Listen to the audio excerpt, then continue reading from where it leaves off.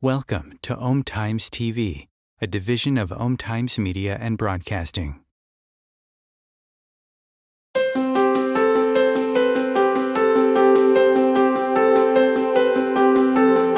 "95% of our lives are run and created by our subconscious mind programming. Imagine if your subconscious mind is running many negative, disempowering, and self-sabotaging programs. How will that 95% of your life turn out to be? Would you like help to change your subconscious programming into something that works for you and set it to attract and create everything you desire?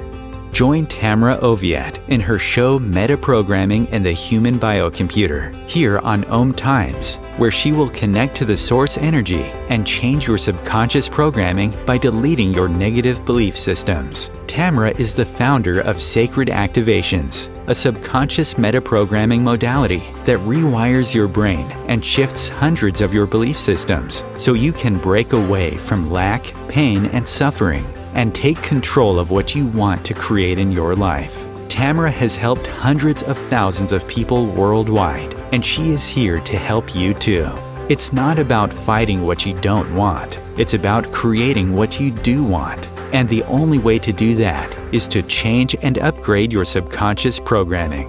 Let Tamra help you create magic in your world. Tune in every week at Meta-Programming and the Human Biocomputer. So hello everyone, I'm really happy to welcome you all here this evening to Om Live.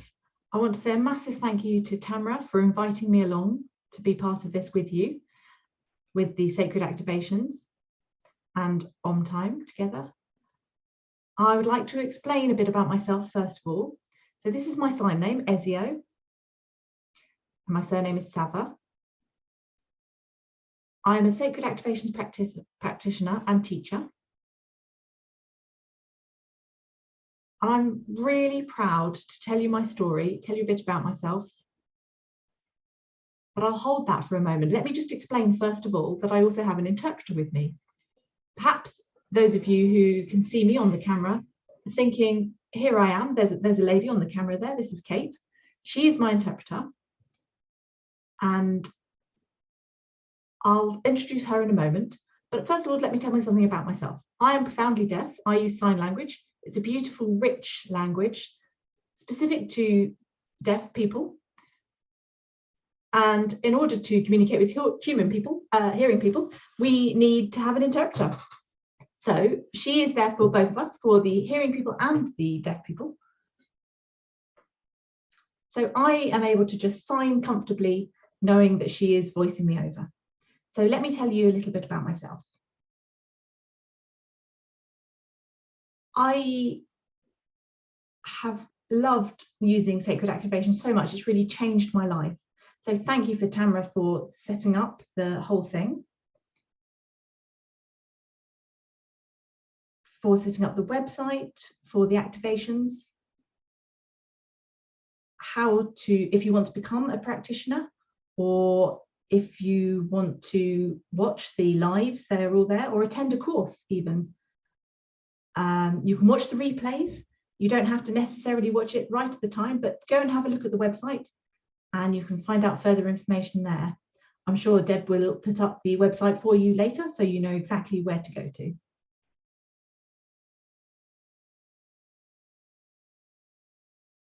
After this is finished, go and click on the website. If you've got any questions or anything you want to know, I'm sure the website will be able to answer that for you.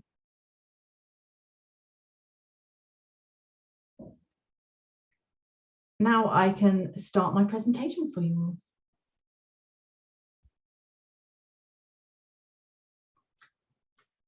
So I got involved with Sacred Activations 1 year ago.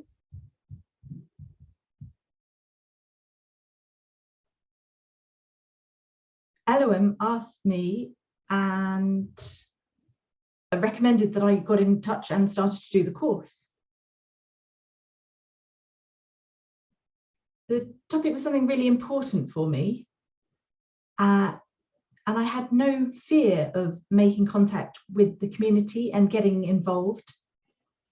And it's something I feel very strongly about, people facing their fears and challenging unfairness. I had no fear at that point because I was born deaf. I'm very confident within my community.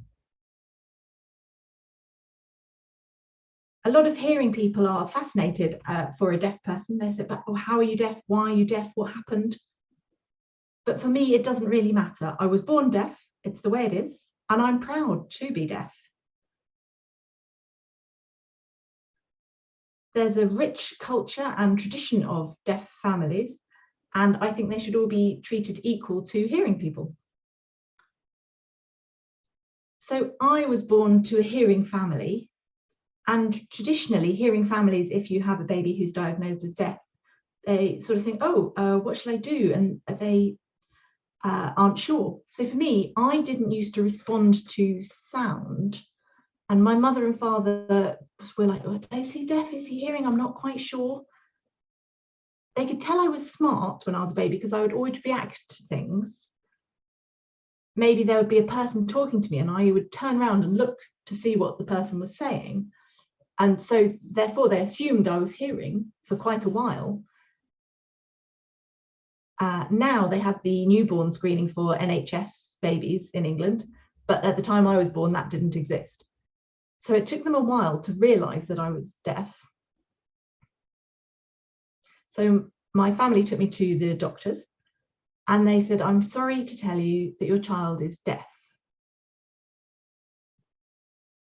It's actually fairly common for a hearing family to have a deaf child. So 80% of deaf people's families are hearing, which is obviously an unknown to them and sort of a negative thing because they don't understand. But it doesn't have to be that. Now there's all sorts of technology and cochlear implants and various things available if you want, but that can be stressful for the deaf person, can be quite traumatic for the deaf children. Myself, I can remember growing up and feeling controlled by other people, feeling the decisions were taken out of my hands and that people were trying to fix the problem of deafness for me. But sacred activations has been something I've been able to turn to give me a new perspective. And it's something I've been able to put in my armory and something to use on my own personal program.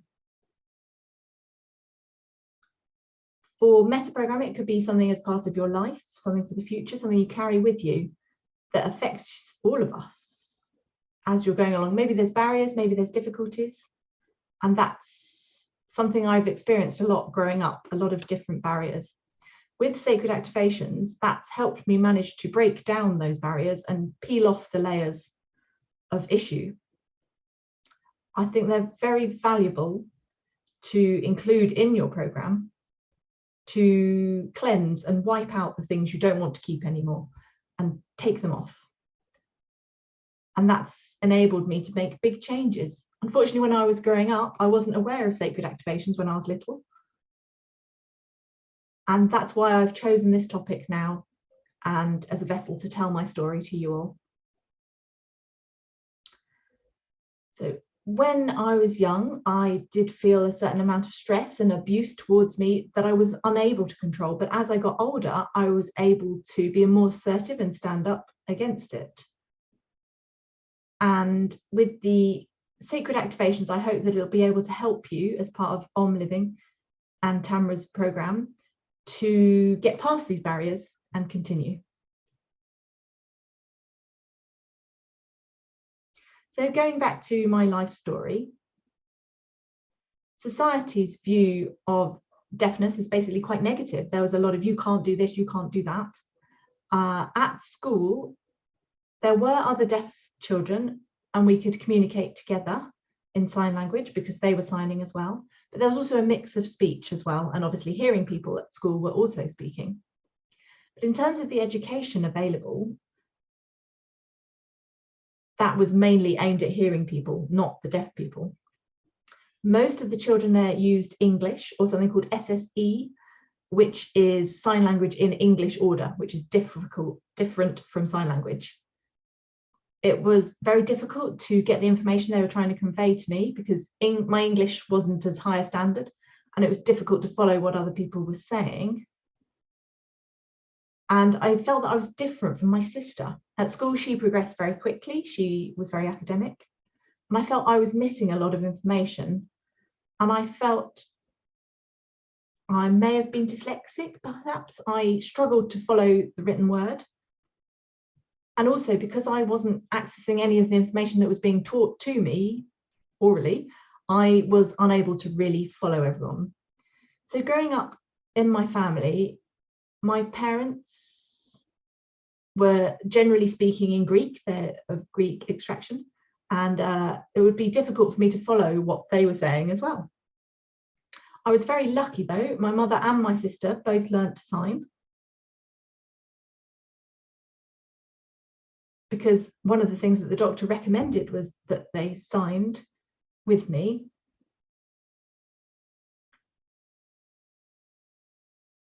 And the school did have signing classes for parents available, which was brilliant.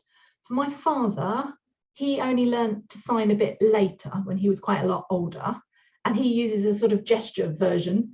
So he has some signs in there, but it's also very much his own version.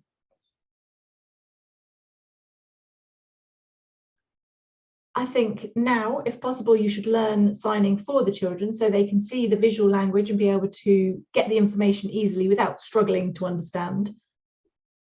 There's no reason why they shouldn't be academic, why they can't follow. But if you limit what the deaf children can achieve, that's going to create stress for them and difficulties in school. So when I moved to secondary school,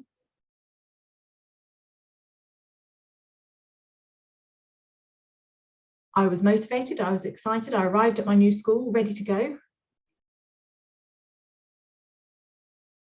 I was young for my year when I went to school, but I was keen, I was ready, I picked up lots of information. But unfortunately, the teaching I received was limited. And I did feel pressured into speaking.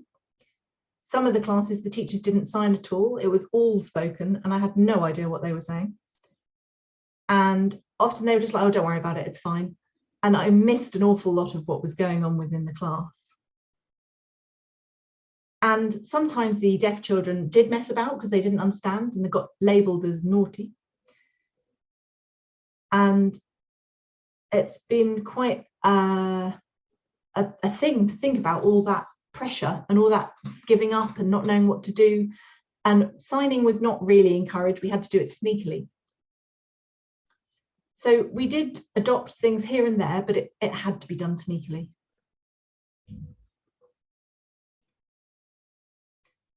There was also sexual abuse that occurred at school.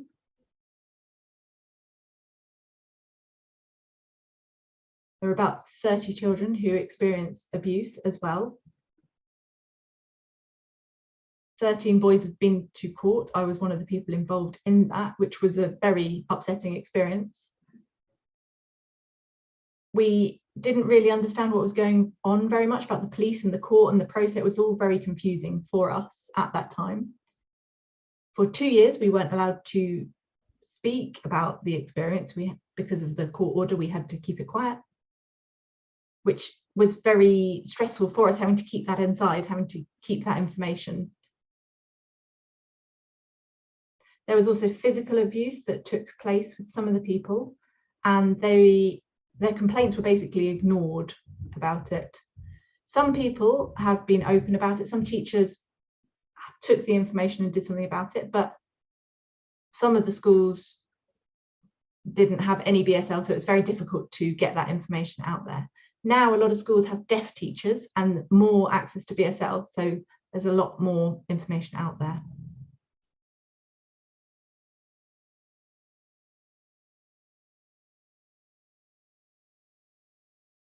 So when I had speech therapy at school, they would give us a thing, we had to say the word, and they would repeat it again and again, maybe mouse, for example, a simple word that we had to repeat.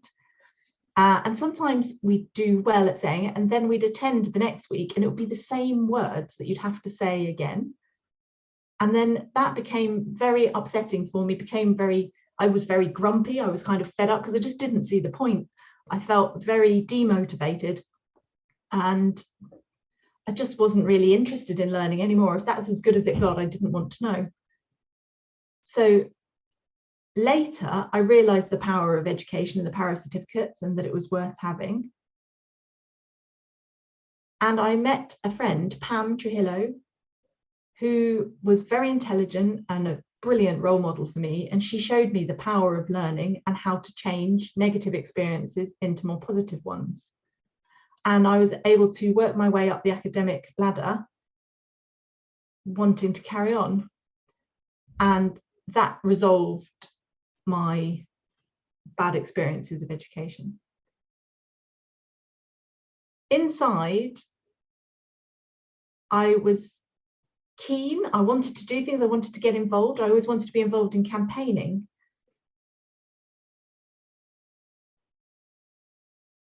And I decided when I was 13, I didn't want to do any more learning. I just wanted to have a job.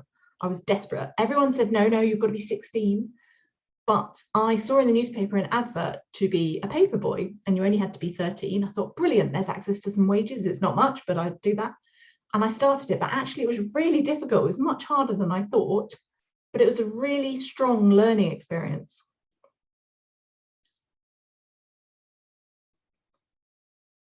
When I was 14, I wanted to be a lawyer. I was strongly influenced by the courts. And they said, no, you can't do that. That's never going to happen. And I kind of accepted it for a while. And I went to college and I did a course with a communication support worker. They didn't have brilliant signing. They had some signing, but it was frustrating. The course was really interesting, but I didn't feel I could really get to grips with it in depth because I couldn't really understand what they were trying to teach me. So to be honest, I mainly messed around because I couldn't access the information.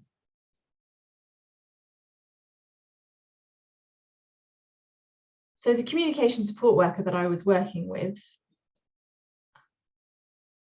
was just asking me one day, would you like to do a course at university or something? Do you want to go and do further learning?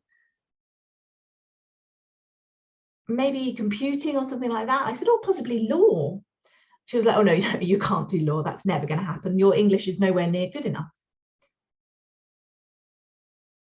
And I said, well, I did all right. I got a D grade. It's not an A, but, I passed English. I could do it. I mean, but she said, no, court law, it's very, very heavy jargon. It's very specific. You're not good enough. No, you won't be able to do that. And again, that made me very frustrated that people were writing me off before I began. So I was given an application form to apply for a course, and I felt pressured into applying for a computing course. So I did. I filled in the codes for 3 computing courses. And then I was thinking, well, but that's not really what I want to do. So quietly, I looked through the booklet and I found the course code for the law course, and I just added that into my list as well while I was there and sent it off. So I got an interview and I went to the university. And during the interview, I was all excited. I turned up and they asked me the questions, I answered through. And they said, so you're deaf, how's that going to work? How are you going to speak in front of the court as a barrister or a lawyer? How are you going to do that? And that made me really angry. And I said, it really doesn't matter at all. The Disability Act has adjustments. It would be fine. I could do it. I'll bring in an interpreter. I'll sign what I want to say. They'll speak it. It will be fine. And I felt actually that was like kind of, I blew my top there. So the interview went quite badly. I thought, oh dear, I've kind of ruined that. But I've said what I wanted to say. So time passed and I received a letter. And in fact, they even made me an offer to do law with computing. So I was delighted, and I didn't tell the communication support worker. I attended the university as I went along. Now, unfortunately, it wasn't a positive experience. I couldn't find an interpreter. So again, I couldn't really excel. I actually failed 7 out of 8 modules because I couldn't follow what was being explained. And then I had to go off and learn by myself instead. At that time, there was a rule of having to pay a minimum 2 hours to an interpreter. And then in the exams, you're only allowed 15 minutes with the interpreter. And they could come in and explain, this is your exam, and then they had to just go away and disappear. So that didn't help. The DDA just didn't cover what I needed it to. And again, that was something I became very frustrated about because it just didn't work for me.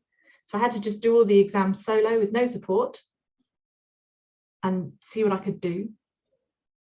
And I actually went off and learned it for myself. I actually managed to pass 7 out of 8 modules, just the one that I failed. And I was delighted with that. I was really pleased. And that made me see the power of what I could achieve by campaigning myself. My family have also been very supportive about that, and the deaf community. So I've taken ideas from both of them. So, for example, my family, in 1974, there was the war in Cyprus. And my family have explained to me about a lot of the stuff that happened where people lost their lands, lost their homes. And then a few years later, my mother took me on a march against the trouble that happened in Cyprus. And there were a lot of people, it was quite a dramatic experience. People were shouting, get out to Turkey. And that really influenced me, and I was really excited to be involved with that.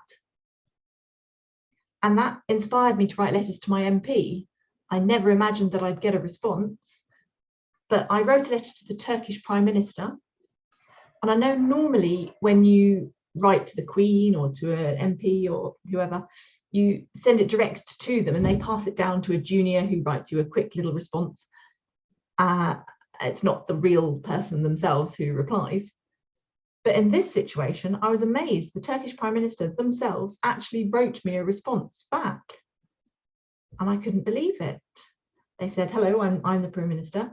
Unfortunately, it was a slightly negative letter to what I'd said. They were like, you're a child, you don't know anything. But they said, you know, you weren't there, you didn't know what happened. It's to do with Turkish politics. You don't know what you're talking about. It doesn't need a campaign. So they were quite irate when they wrote back to me.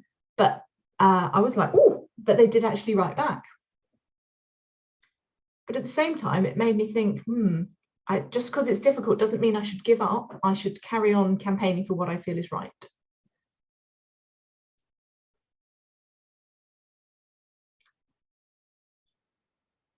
So after I'd done my work as a paperboy, I wanted to do voluntary work within the community. So I did some admin, I did some graphics, and I did various roles around the place. And something that I felt strongly about at the time was the access to subtitles on TV. There was nothing. So at that time, I couldn't really follow TV because there was no subtitles for me.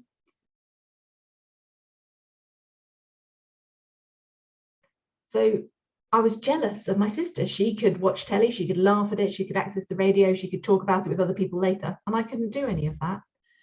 So I used to spend a lot of time saying to my sister, what did they say? What did they say? And she'd have to sign. So sometimes my sister or my mom would try and sign a little bit to me, but it would depend on her mood. If it's a program that she loved, she'd be quite good at signing it to me. That would be great. I could access it and get the information off her. Films were particularly good, but obviously that's a lot of work for my poor sister to have to interpret all the way through that. Sometimes she'd have to delay and go, what did they say? What did that mean? Sort of figure out how to sign it for me. Or the classic deaf, I'll tell you later, which is incredibly annoying.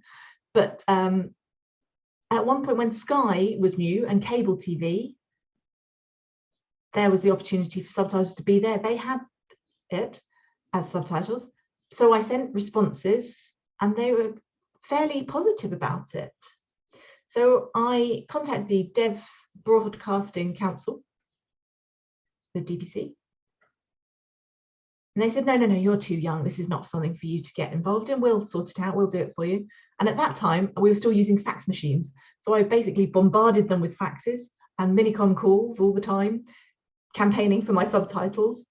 And I felt each time I did it, there was a little bit more power going my way. And ultimately, it did become successful. And now we do have subtitles on telly as a normal thing all the time. So once I wrote a letter complaining about this to the Daily Telegraph, and they actually published it. And I would have never thought a deaf person would be able to get something in there, but it was amazing. Normally, we're just ignored and we don't get a chance, but somehow I made it through. And that was something I was very proud of. So I could tell it was a powerful campaign that was going to get some traction.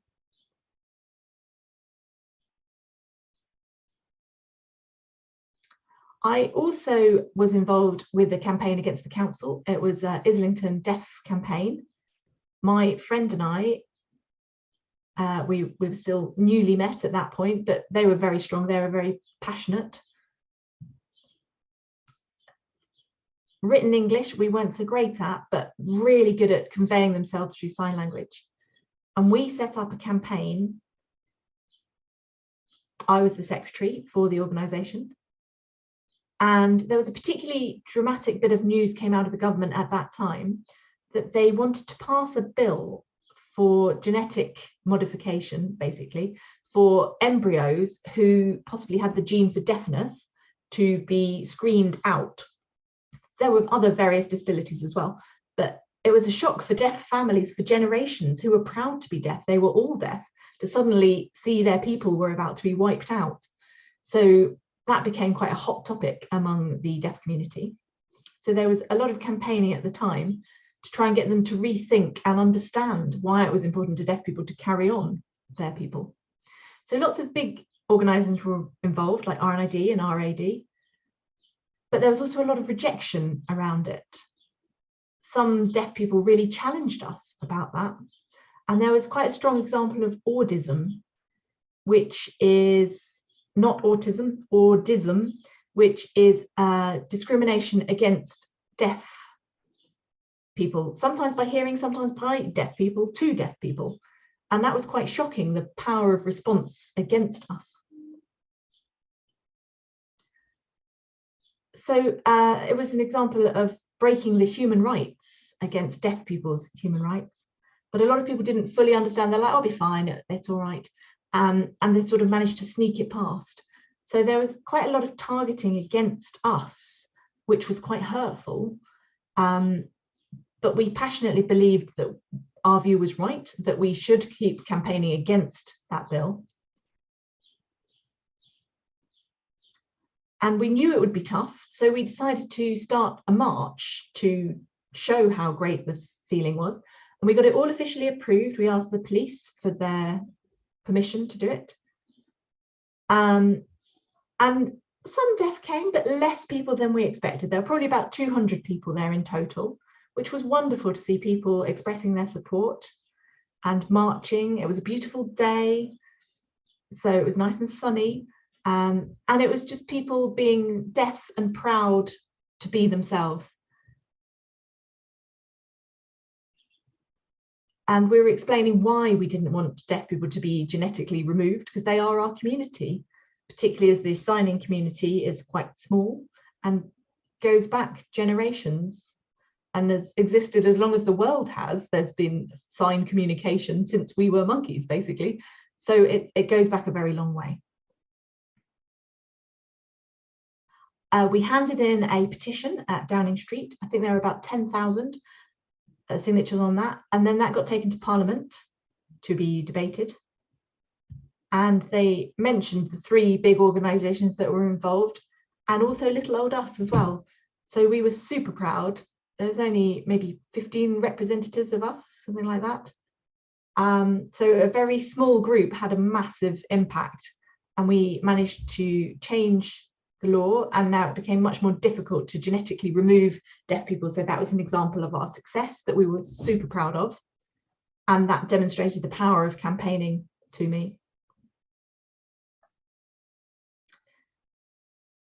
So sacred activations have really helped me to deal with negative issues, negative things, and see that love is beautiful and that you can take on the powerful positive things.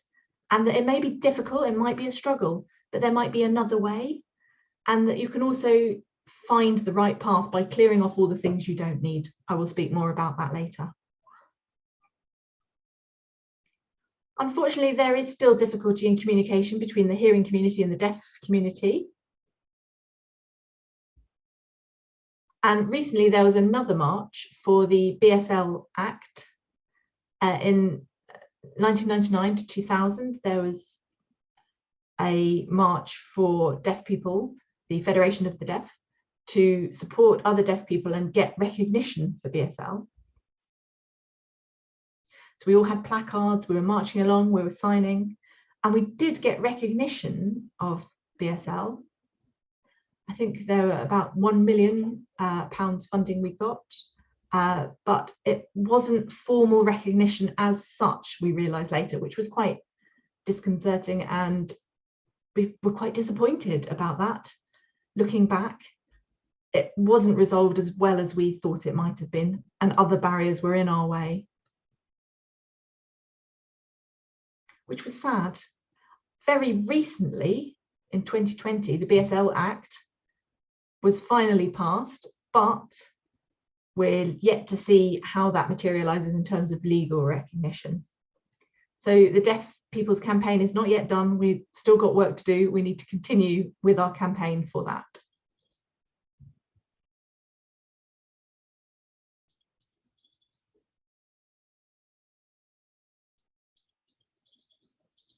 So generally among hearing people, there is an attitude that deaf people can't do this, can't do that, but I want to prove them wrong. I want to prove that I can achieve things. I'm a deaf teacher, I'm an interpreter, I'm a translator, I've got a law degree, I've got a master's in business administration,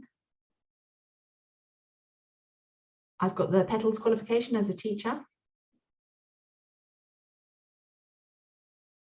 I've got a PGCE, I'm a Reiki Master, and Akashic Records practitioner, and Sacred Activations practitioner and teacher. So there's many things I've learned as I've gone along, and there's loads more that I want to learn for Sacred Activations. I can't get enough of it. And I feel that's really been transformative for my life. So I spoke about my friend Pam before, who sadly has died of cancer since we first met. But I only discovered Sacred Activations after she died. I really wish that she'd discovered it herself, because I think it could have really benefited her in her life and led her to deal with a lot of things. We were very successful though. We set up a company called Femaura Social Enterprise, and she was the CEO. It was only run by deaf people. There were no hearing people. We wanted to prove that we could be successful deaf people ourselves. And it wasn't always easy, but we kept on going. And I really want to say a massive thank you to Tamra for all her support and all the information she's provided, and Elohim as well, and the angels and the Red Indians, all sorts of different people who've come to me through Sacred Activations and the right path, and have shown me to fight and help myself how to go along the right path and show that deaf people can be strong and can campaign for change within the community. Now, I think we're going to have a short break.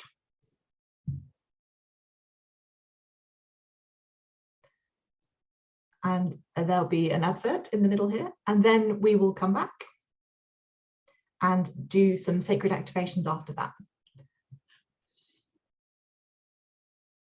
Om Times TV.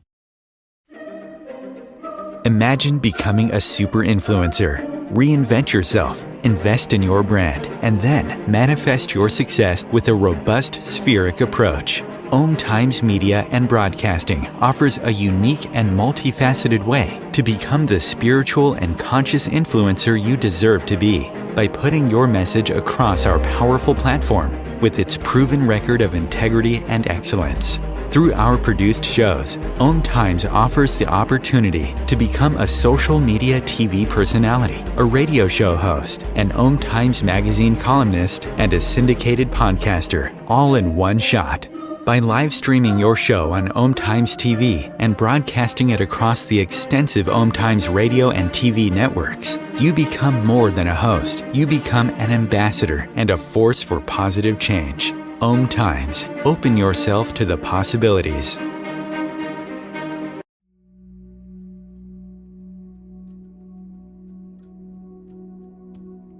Do you want to go deeper into Sacred Activations, which is a subconscious meta-programming process?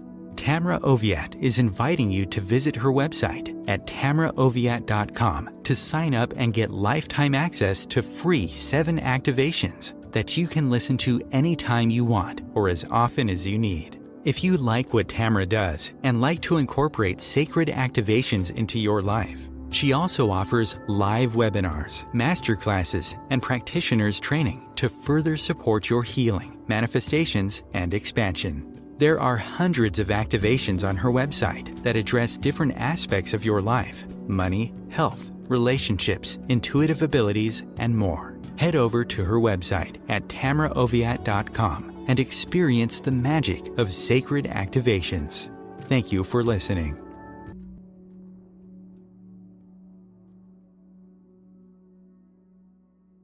If I could be you, and you could be me for just 1 hour.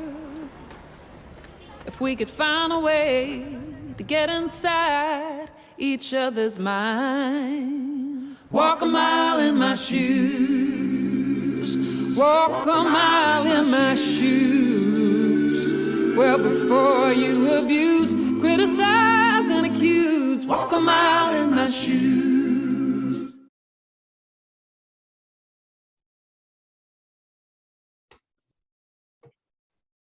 Hello everyone, welcome back. I hope you've enjoyed my story so far. It's shown the journey I've been on of campaigning as I've gone along. And as part of my program, I've been trying to delete barriers and negativity and try and clear it all out. Maybe you feel there's something that's been stopping you or your community. Maybe there's been a project for your community that hasn't been successful so far, it keeps failing, or maybe you keep coming up against difficulties as you go along. I hope that I'll be able to give you some sacred activations which will help you think about your own community and be relevant to the changes you need to make for your community. Maybe it's yourself, you need to be confident, you need to be assertive in order to assist them.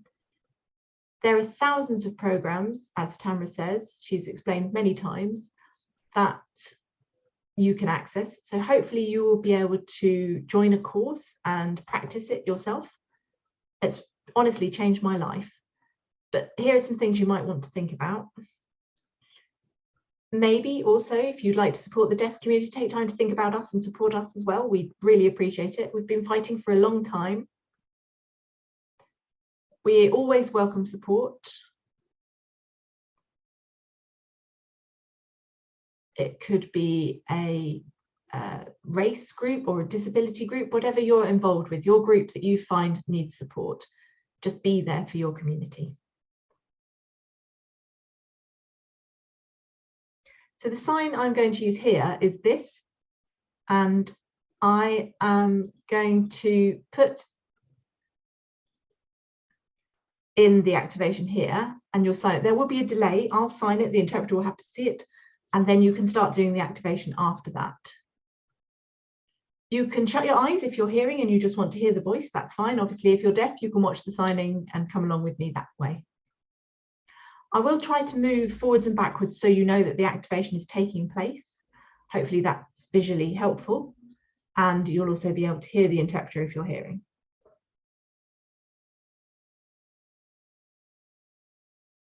The first thing I'm going to think about is your heart.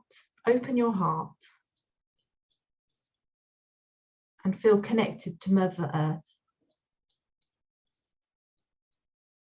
Imagine your feet being grounded through the earth. Find a beautiful place in your heart and find that strong connection, the electric zone that links you to Mother Earth, and feel her love flowing out towards you. It's a beautiful feeling. Feel it coming up through the soles of your feet from the earth and into your heart. Feel connected, feel bonded, feel the energy. I want you to think about your genetic DNA. Feel all together. Maybe there's been a campaign for your rights. Maybe there's been a problem that you need to sort out. So this activation is fight or flight.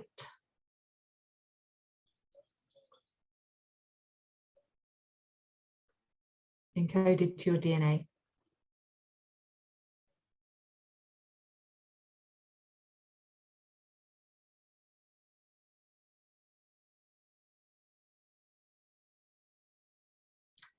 All pain gets removed. You can just clear that right off.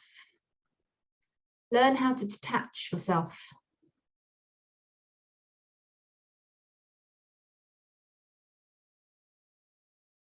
Maybe you see yourself as a prisoner of the earth. Maybe there's oppression. Maybe you feel trapped and like you're campaigning to get out, to release yourself.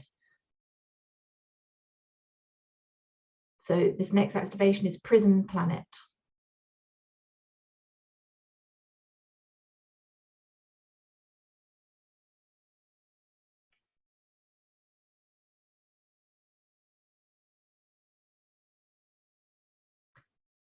The next activation is Release and Separation. Maybe discrimination, maybe oppression. Release yourself from all of that.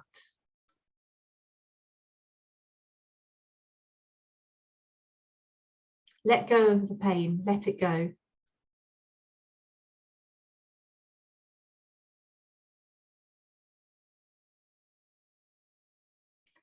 So the next activation is Release, Separation and Anger, Judgment, Resentment, and Hatred.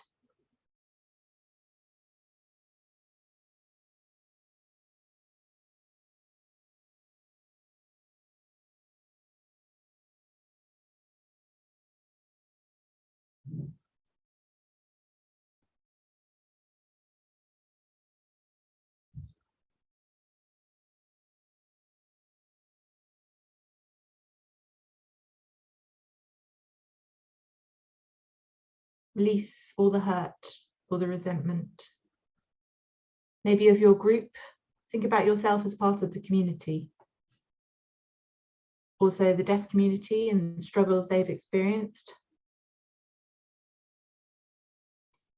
Think about examples where you've seen the government or the council or people, other people taking control of your people, and that feeling of powerlessness. Clear away all the control that other people are having over you. So the next activation is Hidden Control.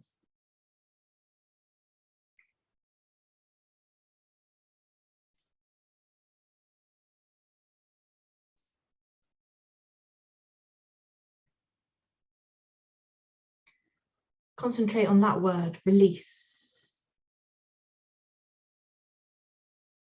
Feel those ties loosen.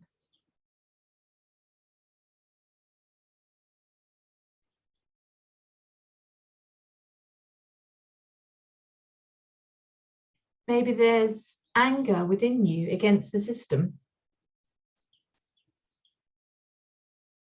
So the next activation is anger at the system.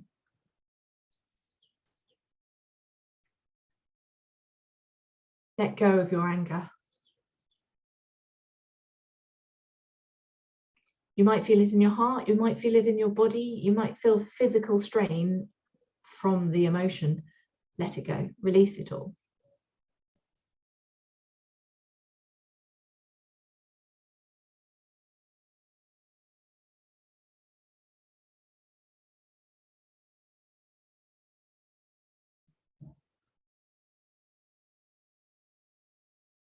Feel the energy flowing.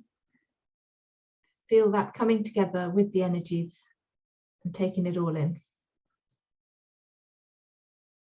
The next one, as behind me here, is falling down the ladder. Maybe you feel you're almost achieving your goal of the community there. You're getting close, but something's always trying to pull people along with you, trying to bring people, come to my cause, come and support me, struggling against it, but you just feel they just pull you back down again. Maybe you find it difficult to control. So the next activation is falling down the ladder.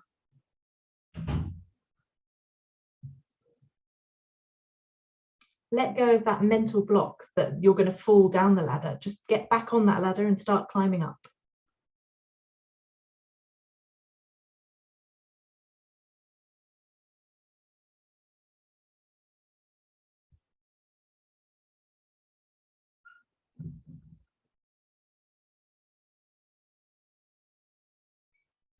What are you afraid of?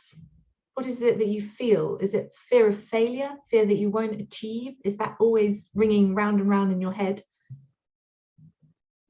Next activation is fear of failure.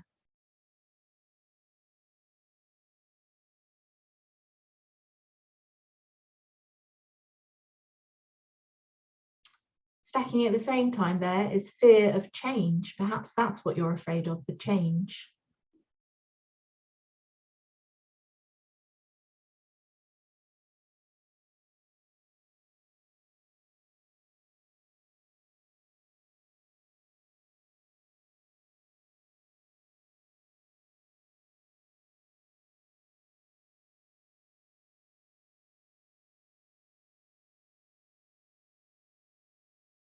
Clear away all fear, reduce down the fear. It could be fear of becoming the leader. Maybe your community lacks a leader. Maybe you should adopt that and become the leader. No need to be afraid of it, embrace it. Fear of being a leader. You can do it. I believe that you can lead, follow the guide, and you will be able to be a strong leader.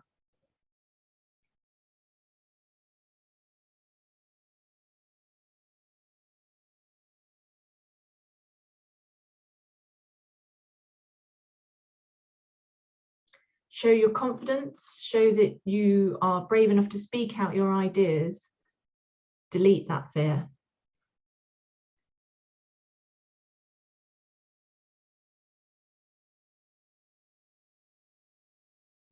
Voice your communities. Imagine you're voicing their views. There might be people that attack you. You may feel like a target for saying what you believe in. Clear that off. Maybe you feel the attacks are coming from all directions. Just let it ping off you like an arrow. Just let it shoot past and carry on. Sail by without being hurt. Be strong. That activation is, are you a target?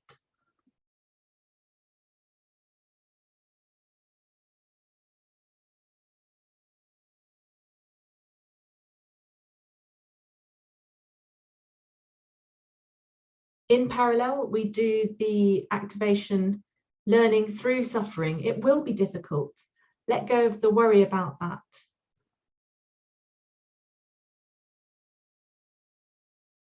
You don't have to suffer to learn.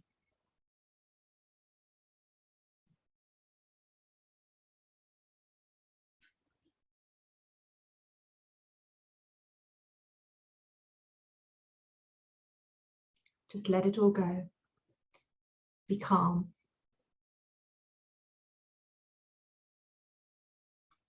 Chaos to calm.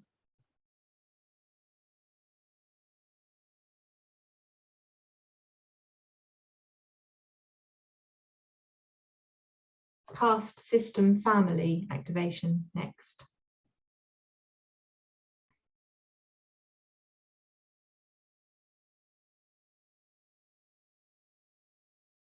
Feel the energies there. Feel you're cleansing the body. You have the control. Use the energy to let go of what's dragging you down. As I've said in my story, just be strong with your beliefs. Let go of the things that are dragging you down. Use the activations of Christ consciousness and the flower of life and 5D, the fifth dimension.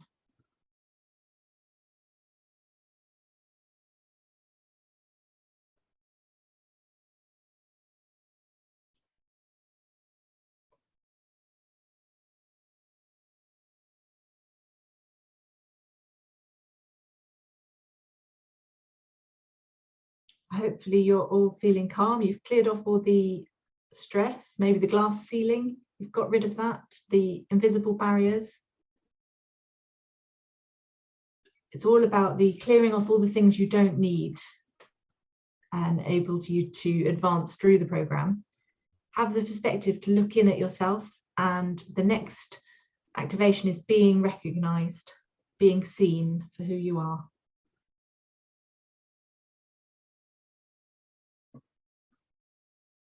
beautiful to be recognized by your community. It's an amazing feeling, feeling part of something, feeling joined together to them, helping people, taking their ideas and changing them into action and focused towards achievement. Next activation is I am not worthy. No, you are worthy. You need to believe that you are worthy. The program that I'm putting in now, the new program, is yes, you are worthy. Fight for what you believe in. Fight for your self-worth. Fight for your community. Fight for the deaf community. We believe strongly that sign language is the way to go, that children should be able to access everything in sign language. All the community should be able to sign. We still believe that because you are worthy. We deaf people and deaf children, we are worthy. It's a fantastic thing to be able to do. So the activation is you are worthy, or I am worthy.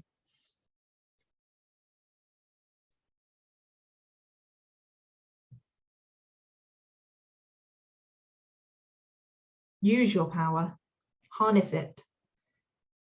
You don't have to be afraid, you don't have to be scared, you should be proud of who you are. This is the next activation, which is sacred power.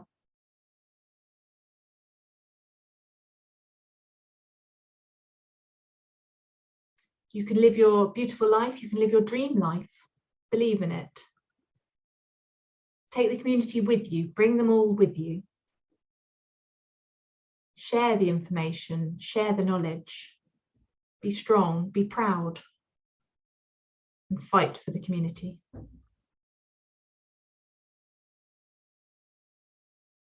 Fight on. I am proud of all of you. I'm proud and passionate about my community. I believe everyone is worthy within the community. Next activation is I know my stuff. Stand up for what you believe is right. Harness your feelings, your self-belief, your strength. Communicate clearly what you need to say and believe in it. Everyone will listen to you. They can join you, get involved, work together. The more you clear off from negative beliefs, the more pure your chakra will be, and the more success will be yours.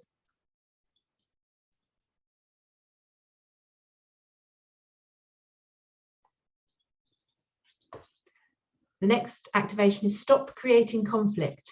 Maybe inside, you're not quite sure, shall I do that, shall I not? Will it upset things? You can do it, you can all do it. Stop creating conflict within yourself. Get it all out. Clear it from your program and replace it with self-belief and accept your own beliefs.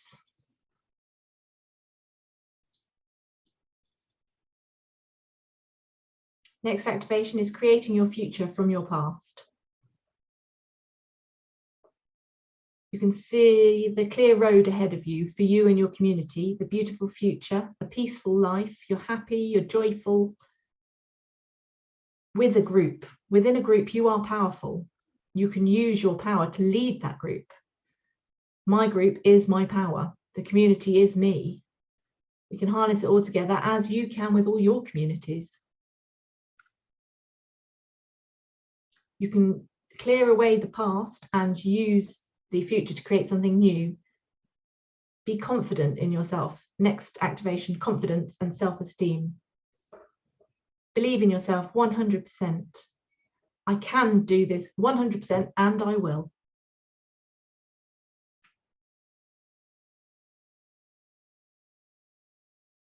I believe in Tamra's vision of world peace. I believe in the world where the whole of the world, all the communities are happy and joyful. The deaf community is included, the hearing community come together. We mutually respect each other. All communities can do it. We can sign, we can communicate to each other. You can all do it. Just believe that you can. We need to give back and we need to make sure that there is peace.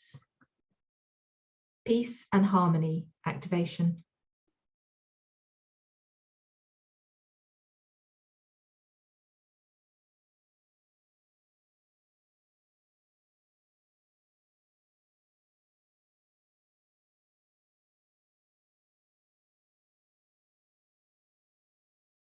Now let's accept all of the energy that's surrounding us at the moment.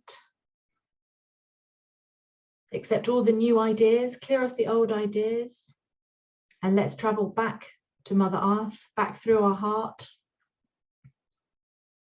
Journey all the way back down to beautiful Mother Earth. Feel the love. Feel the friend, brother, sister, mother, father. Mother Earth loves all of us. We want to give back to you. We give our love back to you. And also to all the other people, to all the communities, including the deaf community, deaf children, deaf people all over the world. Thank you.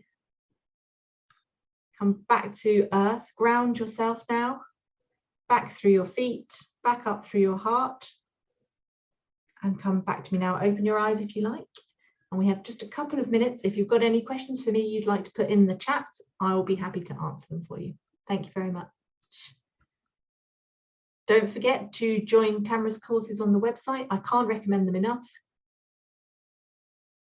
I think they're just amazing. I totally recommend it to you.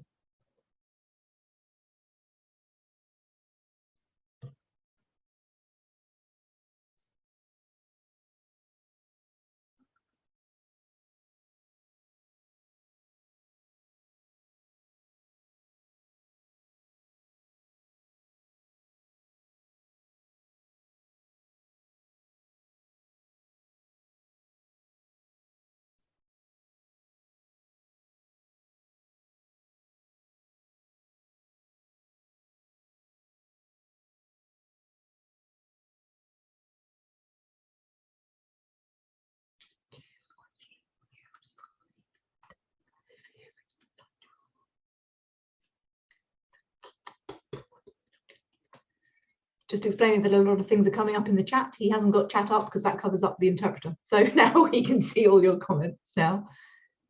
Thank you very much for everything you've been putting in the chat there. Thank you for everything. Thank you everyone very much for coming. Whether you're deaf or hearing, thank you very much for attending. I hope to see you all and I send my love to you all. Thank you for all your comments. I hope to be able to join you again with another topic maybe in the future, and I hope to see you all then. Thank you. Thank you everyone. This is Deaf Goodbye. So there you go. Goodbye everybody. Thank you.